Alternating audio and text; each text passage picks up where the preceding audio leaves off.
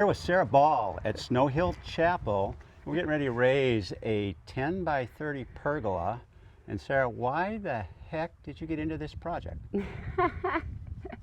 Why did I get into the project, or why the heck did I buy a 120-year-old chapel? Yes.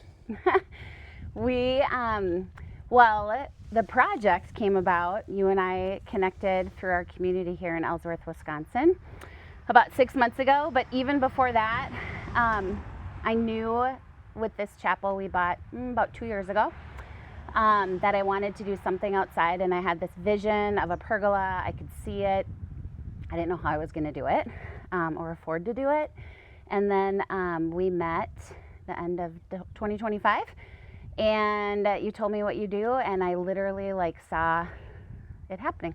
So the chapel that we bought is it was a tiny little country church that was going to be closing, like a lot of these little country churches. It was a Norwegian Lutheran church, and a mile away is the English Lutheran, and another further away is the German Lutheran, or all these different languages. And so now they've combined, and so we bought the chapel and have revived it, renovated it, keeping it for ministry and community. We do weddings and elopements and micro weddings, and so it's really fun. So we needed an outdoor space, and so John walked into my world. Very cool. You also do some distillery, spirit tasting occasionally here. What's all that about? Yeah, we have a partnership with a distillery out of Sorona, Wisconsin, Pergola Distillery. And so it's up in cabin country. It's like our happy place. And when we bought the chapel, we knew we would want to have at least some sort of beer and wine license. The Wisconsin liquor laws have recently changed. And so in my conversation with Scott Perlick, who owns this, I think it's a 5-generation family-owned farm, up in kind of near Spooner, Wisconsin, we were able to craft this partnership. And through the laws of Wisconsin, the year we bought the chapel was the only time that this legal partnership could happen. So we love it. So once a month we open to the community. We're like open house, public, and we have a tasting room with the different vodkas and whiskey that they produce up on this family-owned farm.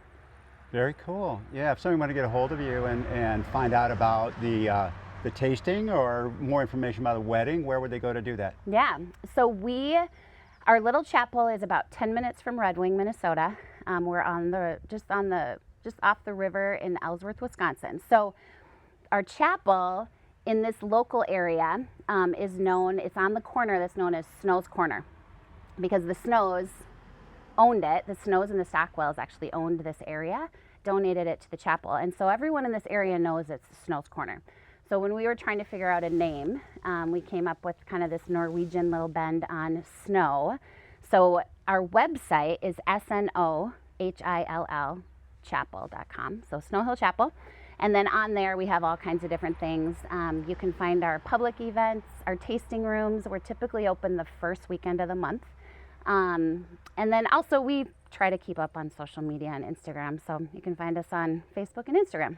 Very cool. Yeah, it's a really unique project. If you look right here, it's actually adjacent to the graveyard. And the first pass was we were going to put it on the side of the chapel, and we figured out we were a little bit too close to the graveyard, but we got to dig into the hill, and it all worked out okay. In this graveyard, do you happen to know what the kind of time frame for the oldest graves?